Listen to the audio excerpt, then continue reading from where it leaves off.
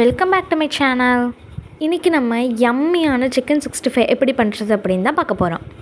ஒரு க்ளீனான பிளேட் எடுத்து வச்சுக்கோங்க. இப்போ வாங்க ஒவ்வொன்றா இன்க்ரீடியன்ட்ஸ் என்ன அப்படிங்கிறத பார்த்துடலாம். ஃபர்ஸ்ட் இப்போ நான் ஜிஞ்சர் கார்லிக் பேஸ்ட் போட்டுக்கிறேன். ஜஸ்ட் கொஞ்சமாக தான் போடணும், இல்லைனா ரொம்ப கசக்கும். நான் சும்மா ஒரு ஸ்பூன் அளவு தான் போட்டிருக்கேன். அண்ட் நெக்ஸ்ட் வந்து தனி மிளகாய் தூள் ஒரு ஸ்பூன் போட்டிருக்கேன். இது தனி மிளகாய் தூளுங்கிறதுனால காரமாக இருக்கும், பார்த்து சேர்த்துக்கோங்க. அண்ட் தென் நெக்ஸ்ட்டு நம்மளோட ஹீரோ சிக்கன் 65 மசாலா தான். இது கொஞ்சம் நம்ம நிறைய தான் சேர்த்துக்கணும், ஏன்னா இதுதான் வந்து ஹீரோ இன்க்ரீடியன்ட் அப்படின்னே சொல்லலாம். இப்போ நான் பார்க்க போனால் ஒரு 3 ஸ்பூன் கிட்ட சேர்த்துருக்கேன். நெக்ஸ்ட் இப்போ நம்ம சேர்க்க போகிறது கரம் மசாலா தான். இதுக்கு என்னடா கரம் மசாலா அப்படின்னா, ஒரு டேஸ்ட்டுக்காக தான், சும்மா அரை ஸ்பூன் சேர்த்துக்கிட்டால் போதும்.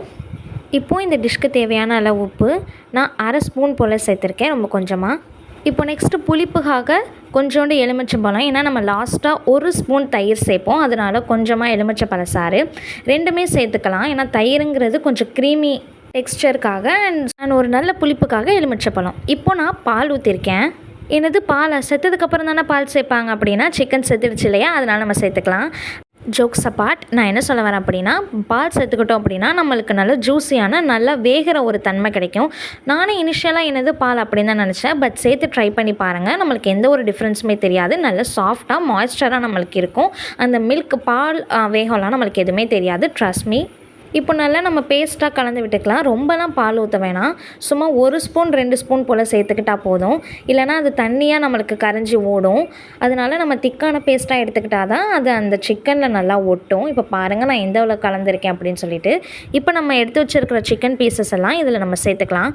நான் லெக் பீஸாக வாங்கலை, ஏன்னா நம்மளுக்கு வந்து முக்கால்வாசி அந்த எலும்புலையே போயிடும் இல்லையா வெயிட். அதனால் நாங்கள் வந்து நல்லா சதையாக தான் வாங்கியிருக்கோம், கறியாக. ஏன்னா அப்போ தான் நம்மளுக்கு வந்து சாப்பிட்ட ஒரு ஃபீலிங் கிடைக்கும்.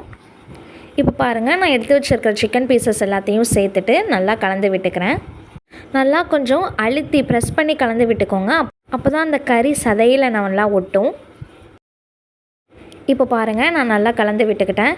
இப்போ பார்த்திங்கன்னா நம்ம கொஞ்சம் திக்கான பேஸ்ட்டாக தான் வச்சுருந்தோம், அதனால் தண்ணியாக நம்மளுக்கு எதுவுமே ஓடலை பாருங்கள். ஏன்னா நம்ம மில்க் ட்ரேயில் நம்ம ஃப்ரீசரில் வைக்கும் பொழுது நம்மளுக்கு அதுக்கப்புறம் தண்ணியாக ஓடும் இல்லையா, அந்த மாதிரி இல்லாமல் நம்ம இப்படியே வச்சுக்கிட்டோம் அப்படின்னா நம்மளுக்கு தண்ணி எதுவும் ஓடாமல் இருக்குது. இப்போ பாருங்கள் நான் ஃப்ரீசர், அதாவது மில்க் ட்ரேயில் வச்சுருக்கேன், ஃப்ரீசரில் வைக்கலை. ஏன்னா ஃப்ரீசரில் வச்சா ரொம்ப கட்டி ஆகிடும், அதனால் நான் மில்க் ட்ரேயில் வச்சுருக்கேன். எவ்வளோ நேரம் இந்த மாதிரி நம்ம வச்சுக்கலாம் அப்படின்னா, நீங்கள் வாங்கிட்டு வந்தோடனே மசாலா தடவி ஃப்ரிட்ஜில் வச்சிட்டிங்க அப்படின்னா நீங்கள் சமைக்கும் போது அதை எடுத்து நீங்கள் ஃப்ரை பண்ணிக்கலாம். இப்போ பாருங்கள் இதில் லேஸாக கார்ன்ஃப்ளவர் சேர்த்துக்கோங்க. அப்புறம் ஃப்ரை பண்ணணுன்னா அந்த கார்ன்ஃப்ளவர் ஸ்மெல் இருக்கும், அதனால் ரொம்ப லைட்டாக கார்ன்ஃப்ளவர் சேர்த்துக்கோங்க. இப்போ நான் அதை நல்லா கலந்து விட்டுக்கிறேன். கொஞ்சம் கலந்து விட்டதுக்கப்புறம் ஒரு ஸ்பூன் போல் அரிசி மாவு சேர்த்துக்கோங்க. என்னென்ன சிக்கனில் அரிசி மாவு அப்படின்னா ஒரு கிறிஸ்பினஸ்க்காக தான் நம்ம சேர்த்துக்கிறோம். இதையும் சேர்த்து இப்போ நம்ம நல்லா கலந்து விட்டுக்கலாம். ஏன் நம்ம ஃபஸ்ட்டே மாவு சேர்த்து கலக்கலை அப்படின்னா, அது ஃப்ரை பண்ணும்பொழுது அடியில் ஒட்டிக்குது. அதனால தான் நம்ம லாஸ்ட்டாக பொரிக்கும் பொழுது நம்ம இந்த மாவு சேர்த்து நம்ம கலந்துக்கலாம். இப்போ பாருங்கள் எண்ணெய் நல்லா பபிள்ஸ் வந்து கொதிச்சதுக்கப்புறம் தான் போடணும், இல்லைனா கண்டிப்பாக அடியில் ஒட்டிக்கும், திருப்புறது ரொம்ப கஷ்டமாக இருக்கும். அப்புறம் நம்ம அடுத்து போட போட அந்த இடமே ரொம்ப கருகிடும். அதனால் நம்ம ஒரு துளி போட்டு பார்த்துக்கலாம் மசாலாவை மட்டும். இப்போ பாருங்கள் அது எப்படி சுற்றுதுன்னு மசாலா தனியாக. இதுக்கப்புறம் தான் நம்ம சிக்கன் பீசஸை உள்ளே இறக்கணும், இல்லைனா நம்மளுக்கு கண்டிப்பாக ஒட்டிக்கும். அண்ட் கார்ன்ஃப்ளவரும் நம்ம லாஸ்ட்டாக தான் சேர்க்கணும், ப்ளீஸ் அதை மறந்துடாதீங்க. ஃப்ரை பண்ணும்பொழுது தான் மாவு சேர்த்து இப்போ நம்ம ஃப்ரை பண்ண ஆரம்பிச்சிடலாம். இப்போ பாருங்கள் போட்ட உடனே எப்படி பபிள்ஸ் வருது அப்படின்னு சொல்லிட்டு. இப்போ நான் திருப்பி விடுற பாருங்கள் எவ்வளோ கோல்டன் கலரில் இருக்குன்னு பாருங்கள்.